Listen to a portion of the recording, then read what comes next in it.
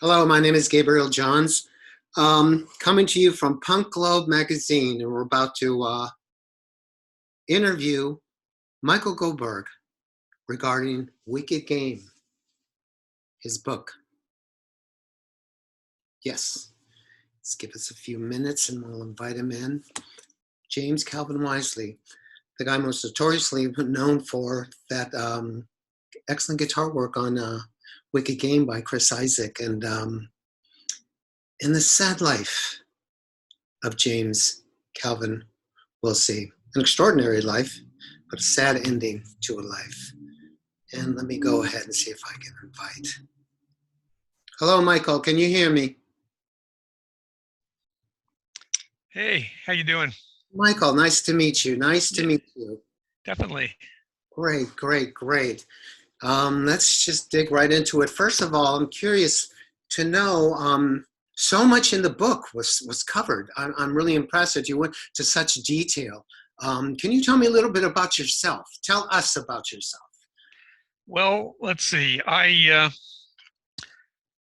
When I was in high school, I guess, the first issue of Rolling Stone was published, and I stood in this bookstore and read pretty much the whole issue, just standing there.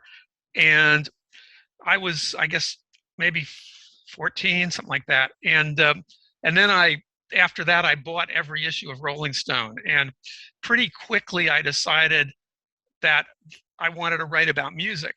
Wow. And I had always been a good writer in school, but I just became obsessed with music and rock and roll. And the thing was that was sort of that I understood early on was that writers got to spend time around musicians. They got to sort of observe the scene, and I was fascinated by the scene based on reading about it in different stories. So anyway, I was the arts editor of my high school paper. I grew up in Marin County and went to Where in Marin Tamalpais. County? What? Where in Marin? Mill Valley. Mill Valley, okay. And went to Tamalpais High School, and and so then I went to UC Santa Cruz, and I wrote for the paper there, the college paper. Then I started writing for this underground paper in town there called Sundays, and I ended up living down the road from Paul Krasner, who had of the realist fame, and so I got to know Paul, and so I did a big interview with him for Sundays, and just kind of learned a bit, just sort of being around him, about journalism and about publishing and all of that. But also in high school, myself and some friends published one issue of a rock magazine that we called Hard Road, and we called it Hard Road after an album by John Mayall, who was like John Mayall and the Blues Breakers, and who was quite popular at the time, at least on the underground radio stations that we listened to, and we were big fans. And so for that, well, I'm probably going into too much detail here, but I mean, we were friends with Tom Donahue Jr., and Tom Donahue Sr. founded the first underground rock station in the country, KMPX, back in '67. Mm-hmm. And he was a big deal. He had a record company that put out hits by the Beau Brummels and other groups. Sly Stone produced records for him. He put on concerts at the Cow Palace with, I think he was involved in like, definitely like these multi-group shows. And I'm not sure if he was involved with the Beatles show, but probably one of the Stone shows. And, he was just a big deal. And when he created KMPX. So anyway, so I parked my car, and me and my friend we're walking up towards the top, because basically you parked on this road partially up Mount Tamalpais, and then you walked a little bit, and then you were at the top of the Donahue driveway, and then you walked down, and then eventually got to their house. Well, at the top of the driveway was Jerry Garcia. Oh, And, you know, it's like, okay, I go up to Jerry Garcia and I say, you know, me and my, you know, we're starting this rock magazine. And I tell him about it. Um, we would love to interview you for the cover story. And he basically says, yeah, sure. And gives us the address to his house in Larkspur, which was really? just so crazy. And so, like, the following week, we show up at this house in Larkspur, knock on the door, Mountain Girl, who, you know, he was living with at the time, answers the door. And the thing was, she says, she's sort of looking at us like, what are you kids doing here, you know? And because we're teenagers, right? Right. And so and I'm holding this huge reel-to-reel tape recorder because that's how we were going to record the interview, because there were no such things as you know, cassette, micro, any of that at that time. So so she's looking at us and the tape recorder, and I say, well, you know, Jerry Garcia said we could come interview him. And she says, oh, he must have completely forgot about that, because he's going off to the Keystone Berkeley in like 10 minutes or something. And we just, you know, we would probably look just heartbroken. She says, well, let me check with him. And then next thing you know, we're in the living room setting up the tape recorder. We do this interview with Jerry Garcia. I take photographs of him, and then, you know, we leave and he heads off to Keystone Berkeley. Oh, wow. So that was like a really early, relatively speaking, early experience. You know, sort of the beginning, maybe the beginning of my journalism career. And anyway, after college, I wrote for Francis Ford Coppola was publishing a magazine in San Francisco called City of San Francisco, and so myself and my wife started writing a music column for that. And then, you know, it was like over the next probably 9 years, I was really focused on getting hired by Rolling Stone.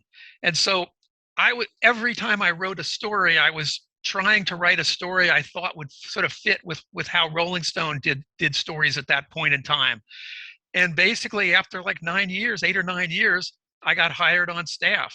And so I worked for Rolling Stone. I'd freelanced to all these places. I mean, Trouser Press and Musician Wow. and Cream and the New Musical Express and, you know, New Times, which was a glossy magazine then, and New West, which was a Clay Felker had published New West in California. And Yes. Mm-hmm. I mean, just, you know, the San Francisco Chronicle, the San Francisco Bay Guardian, the Berkeley Barb, lots of places that I had written for.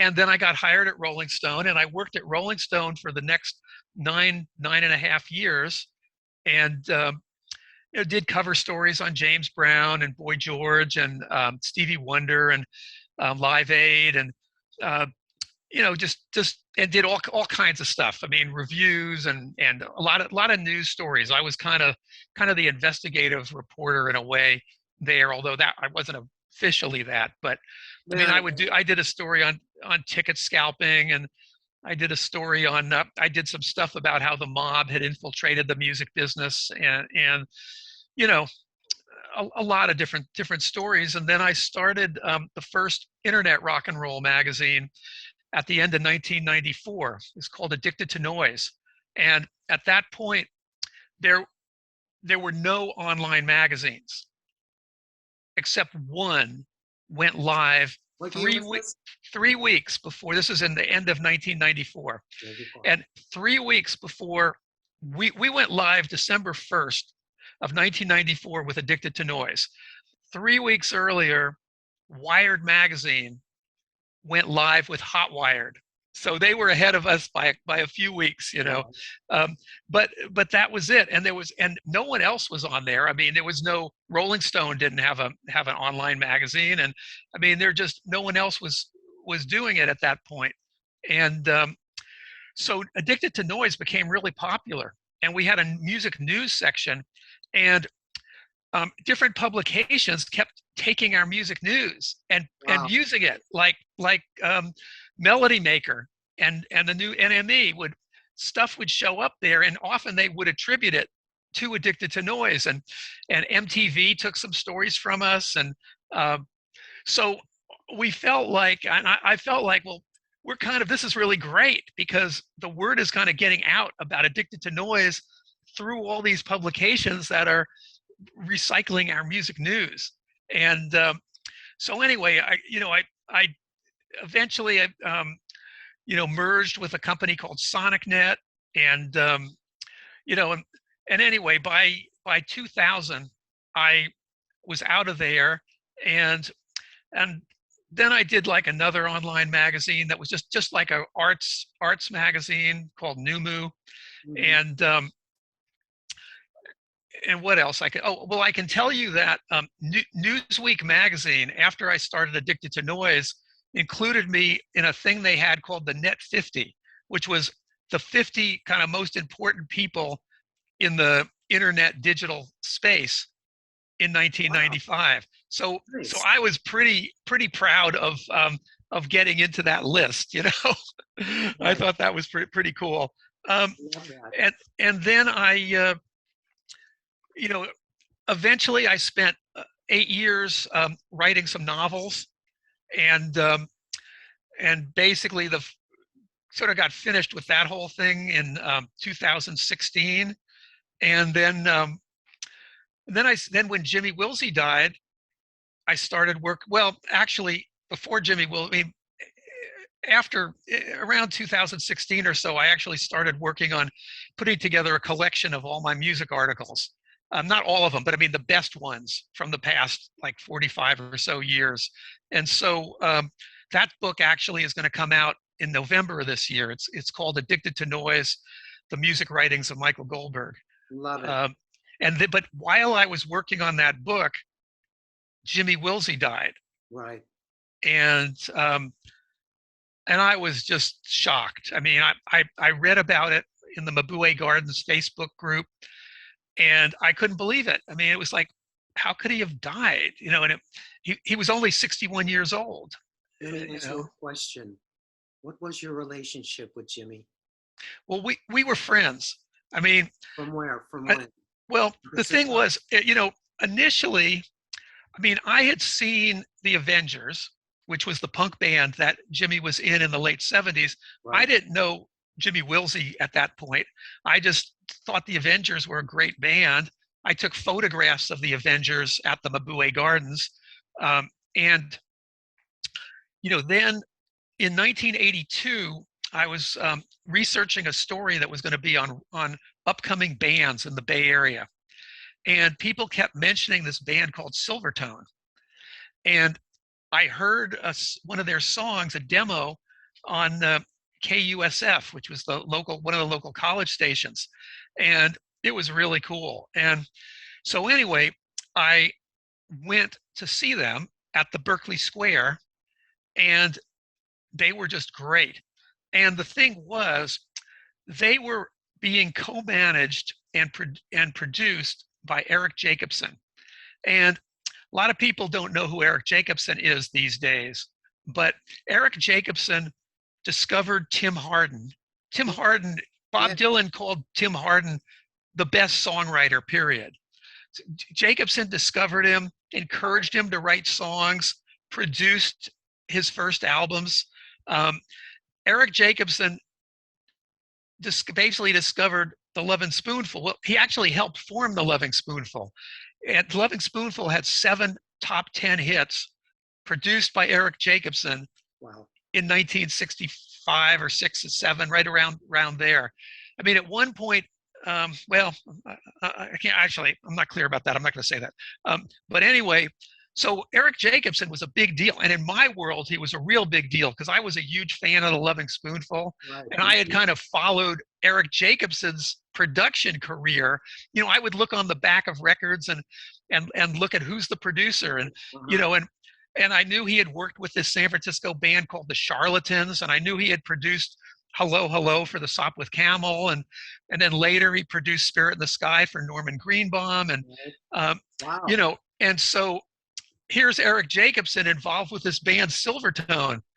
just the fact that he was working with them, they had to be great, but they were great. And so that night, February 1982, he brought me backstage after the show. I met the four guys, include Chris Isaak, Jimmy, the other two guys, John Silvers and Jamie Avers, or his name is hard to pronounce. It's not, but anyway, Jamie, who's the bass player at that point. And so then jump to 1985, and now there's going to be an album released. It's not going to be by Silvertone. It's going to be by Chris Isaak, but wow. It's basically Jimmy and Chris and Eric Jacobson have made this album, and they don't even have a full band at that point. But so I interviewed Chris Isaak for a short story about it for Rolling Stone, and so then over the next, from 85 to into 91, I did like 2 more stories for Rolling Stone. I did a big story for the San Francisco Chronicles magazine section, or Examiner's magazine section, and a bunch of stories on Chris Isaak. And I would sometimes interview Jimmy when I was doing those stories and quote him, and did a pretty long interview with Jimmy in 1987. And then in 1991, because they had the big hit with Wicked Game, I was able to do a story about Jimmy for Guitar Player magazine. Wow. And that was kind of when we became friends, because Jimmy was he was really into the new digital technology of the time. He actually was doing consulting for Apple computers, and starting in 87, and he was using the first multi-track software program on his Macintosh. Right, I read that. Yeah, and I did a story for Rolling Stone. Basically, it was like, studio desktops, recording studio. You got a recording studio in your computer. And so I interviewed Jimmy for that, and I actually ended up doing kind of a short book about digital recording. And Jimmy was one of the musicians I profiled for that. And so we were getting to be friends. And then I started I started an independent record company called National Records. And one of the artists I wanted to sign, I wanted Jimmy to do a solo album. I did a deal with the Flamin' Groovies, and we put out a Flamin' Groovies album. But I wanted to do it. I thought, well, this is perfect. Jimmy could do an instrumental album, because, I mean, he would play, they would play like, these cool instrumentals at the end of the Silvertone Chris Isaak set, when they would do some cover songs, and they would do cool instrumentals. And I thought, well, this would be great. Jimmy he could do it on his computer, and he could make a really cool album. He could do some originals, and he could do some covers, and it would be great. So anyway, I was hanging out with him, and then at one point, I asked him if he would give my son some guitar lessons, and he was totally into that. And so, Nice. So I would bring my son over, and Jimmy would show him how to play songs that he was interested in. And so we just became friends, and like sometimes I'd go over there. He was really into the Rolling Stones, and he had all these Rolling Stones videos. So, sometimes we'd watch Rolling Stones videos, or he'd show me what he was working on his computer. And we just became friends. And then sadly, he started suddenly, it went from, you'd call and he'd always answer the phone. He'd let you know if this was a good time to come over, go over there, come in, hang out. And I never had any sense that he was using any kind of drugs. Wow. He was really good at hiding that until he wasn't. And, so it comes a point where, you started calling him and there's no answer. And if you went over to his house and knocked on, or apartment, it was an apartment, or actually a storefront apartment on Oak Street. If you knocked on his door, he wouldn't answer the door. And there was a window, a small window around the side where he had his computer set up. So I would go around the side and look and see if he was there. once in a while he'd be there, and I'd kind of knock on the window and he'd see it was me, and then he'd let me in and we'd hang out. But that happened a few times. And the time I really wondered what the hell was going on, he did answer the phone, and he tells me that his bicycle, he'd just gotten a 10-speed bicycle and it had been stolen. And how did it get stolen?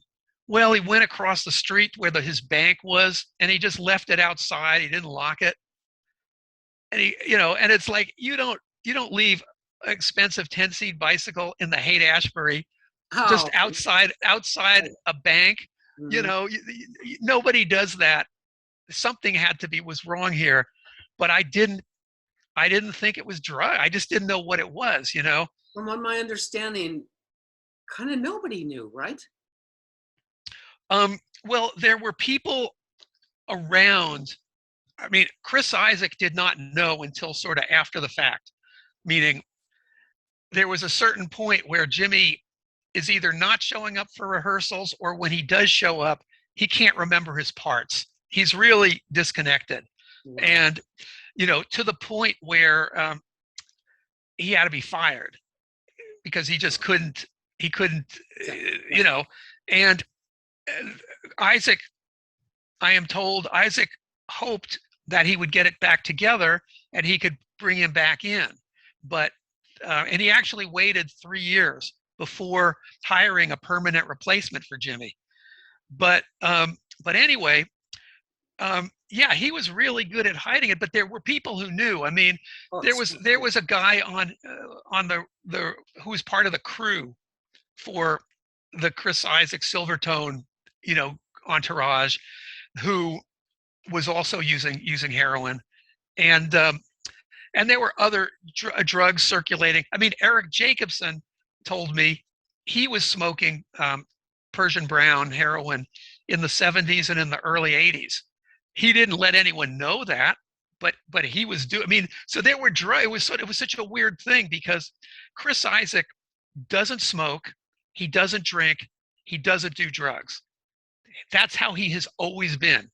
I'm assuming that's current, but that was certainly the case all during the 80s, and into the 90s, and I'm sure I am confident it's still the case, because he was just like, he thought people were fools who were musicians who were doing drugs. He says to me, "How can you be a singer and be smoking or doing drugs? I mean, that puts you at such a disadvantage compared to someone like me, who's completely straight, completely focused." And Chris Isaak was focused on being a star, and he got his goal.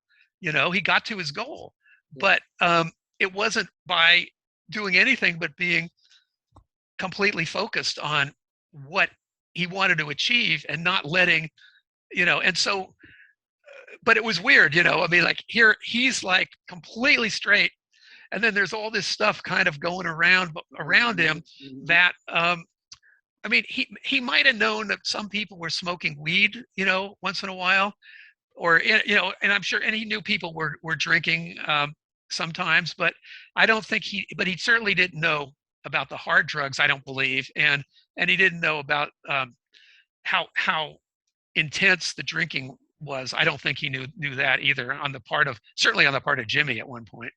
Did we when did you become aware that something was going downhill with Jimmy?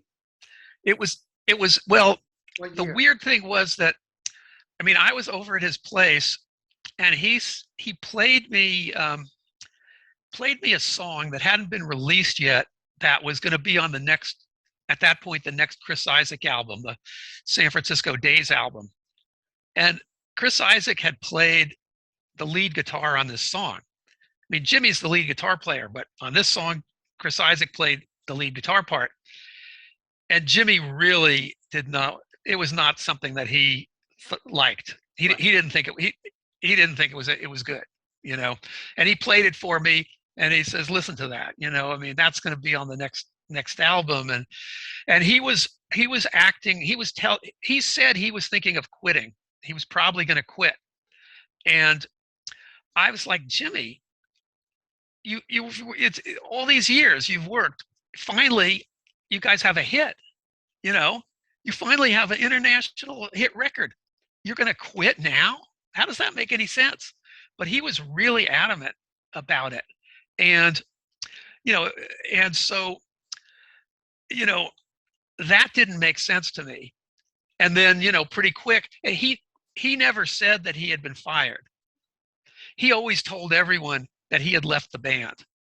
But according to some people who were in a position to know,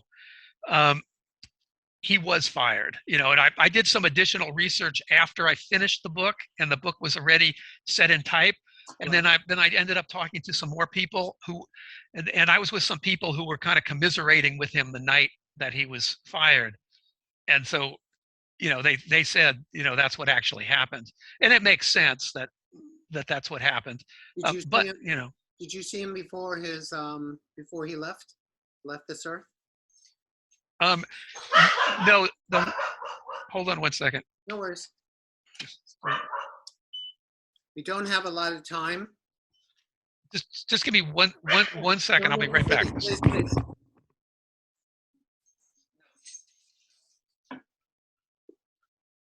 Punk Club Magazine here, talking to Michael Goldberg about his book.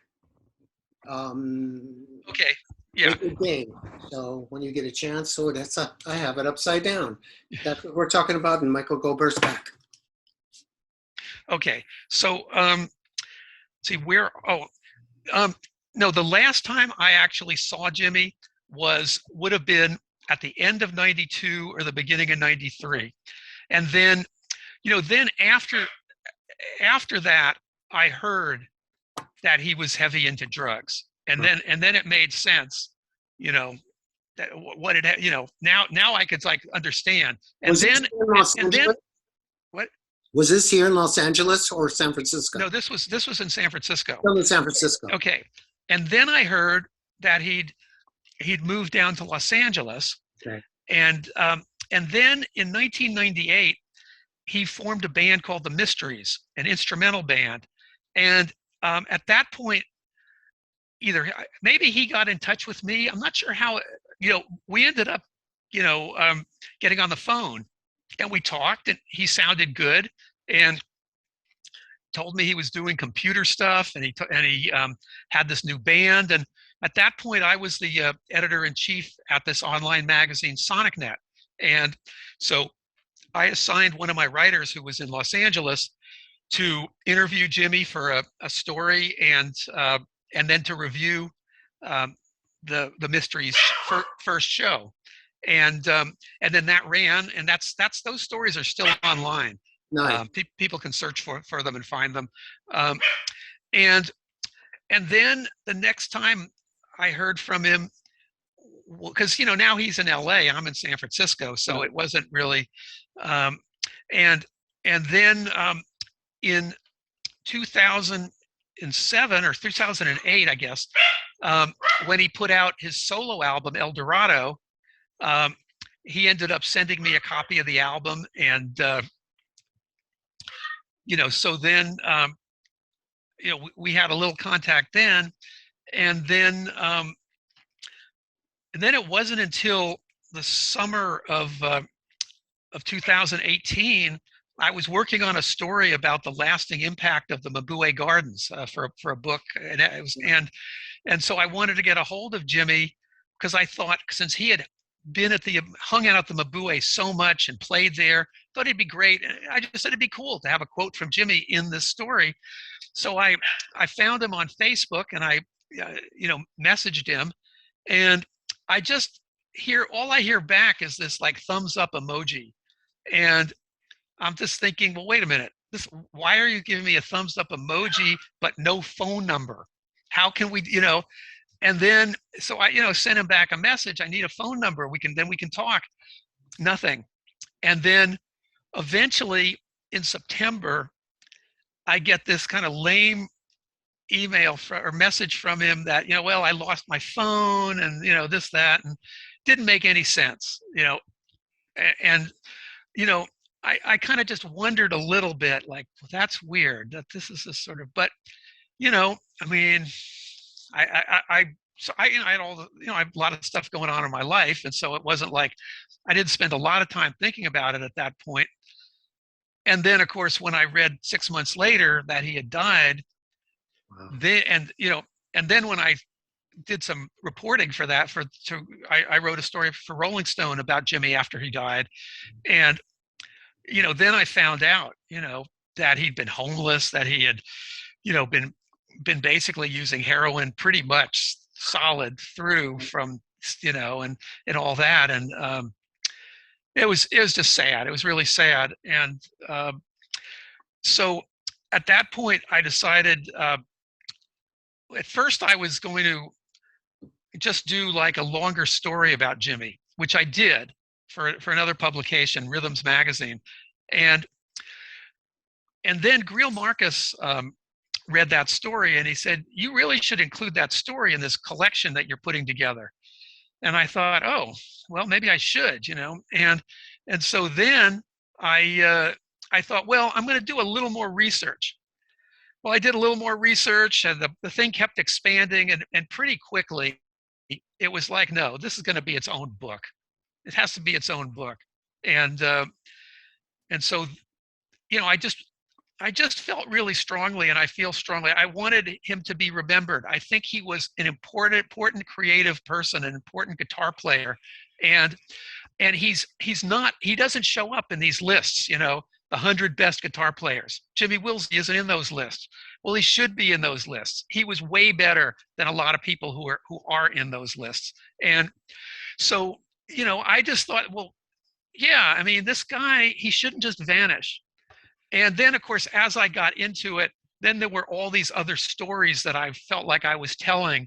I was sure I was telling Jimmy's life story, but I was telling the story of the San Francisco punk scene, and the story of the Avengers, the story of Silvertone and Chris Isaak, the story of sort of the dark side of the music business, and the story of the dark side of rock and roll. Really, that's what this book is, kind of the story of the darkest side of rock and roll. Right. And it's also a cautionary tale, regarding drugs. And I did spend quite a bit of time researching addiction and what causes people to become addicted to hard drugs. And so that's in this story, in this book too. I mean, I think people learn quite a bit about how addiction happens in the course of the book as well. It does at that. Thank you so much. We're running out of time right here, right now. Actually, no, I got a few more minutes. The book, is it available? It is available now? Yeah, the book's out. But ideally, you want to get it from the publisher. He has a website. The publisher is Hozac, Hozac Records and Books. And the thing is, I'm donating 25% of all of my royalties to Jimmy's teenage son, Waylon. And wow. If you buy the book directly from the publisher, first of all, that's the cheapest place to get it.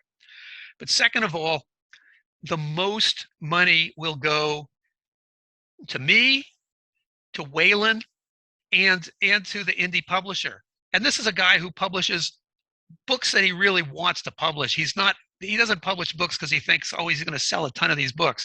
He publishes books about people and things that he really cares about. And that's the same for the records he puts out.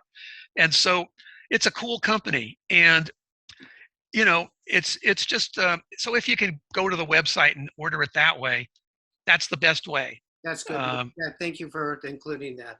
That is very helpful. We'll definitely do that. And thank you for sending the book. Very detailed. Were you hanging out at the clubs during this whole time? Were you involved in any of the mischief? No, I mean, I went to the Mabue Gardens. I went there a number of times. I didn't hang out there the way some people did. I mean, there were people who were there practically every night for 2 years. I mean, I would go there if there was a band there that I was writing about or that I wanted to see. But I wasn't living at the Mabue Gardens or I mean, I was a full-time working music journalist, and got that impression. And I was writing I had to write lots of stories. So basically my time was spent researching and reporting for the stories and writing the stories. And, I was working, a lot of times I was working 80-hour weeks. I mean, there were times when when I did a cover story on James Brown, I didn't sleep for 48 hours at one point. I mean, I got to this musician at like 8 o'clock at night, and we just spent the next 4 or 5 hours, me interviewing him in his hotel room in Atlanta. He was a guy who had played in James Brown's band. And, and so, I don't know if I ever slept that night, then I had to get back to Georgia it was crazy back in those days. Luckily I was young, and so I could do it, Those are wonderful, wonderful times. I know that. Many of your friends with Ginger, a Coyote. I know that you spent a lot of time up there as well, and you've listed so many characters in the upcoming the punk scene and all that, which I found really impressive. That it was such a big world, but yet a small world, a small circle of things going on. People who knew each other, interacted with each other, from New York, San Francisco to Los Angeles, and I found that interesting that you captured a lot of that. Yeah, that was the thing. There was a point where you could know basically everyone who was part of the punk scene in San Francisco. There was a point where it could all fit into the Mabuhay Gardens, and so everyone knew everyone. But I was definitely not in the scene. I was the guy standing over here with the notebook, or with the camera. There were other people who were, Ginger was part of the scene, Vale of Search and Destroy. He was part of the scene. But I was over here. I was writing for, the San Francisco Chronicle, the Berkeley Bar, the San Francisco Bay Guardian. It was just, I definitely wasn't in the punk scene, although I dug the punk scene. I thought the whole thing, there were so many great bands. And I was one of the journalists who really came to really appreciate it. That's amazing. I love that. On that 4 I held up was 3. Now we have 3 minutes left. I just want to hear anything else you want to say to our audience, anything you want to get off your chest, anything you want to say about the book, or about yourself. Well, interesting, Michael.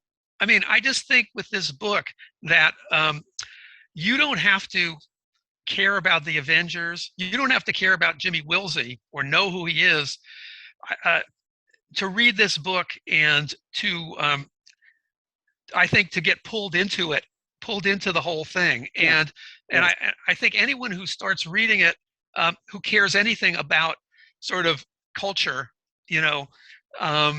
will and rock and roll will find this book of interest. And one writer, Bill Bentley, he wrote about the book. He said, "This is the rock and roll book to read this year." Which was high praise. I really appreciated that he said that, but he did say that, so, so that was cool. Bye right now, Michael. It's going to cut us off. Thank you so much. Thank you. This is Michael Goldberg for Punk Globe Magazine. Thank you so much for his book, Wicked Game. Jim. And did you get it? Did you get everything that you need? Because I got everything I need. Okay, good. Because I have a Zoom account too, so Thank All you right. so much. This will be up very soon. Thank you. Hey, thanks for doing this. Got it. Thank you, Michael. Okay, take care. Bye-bye.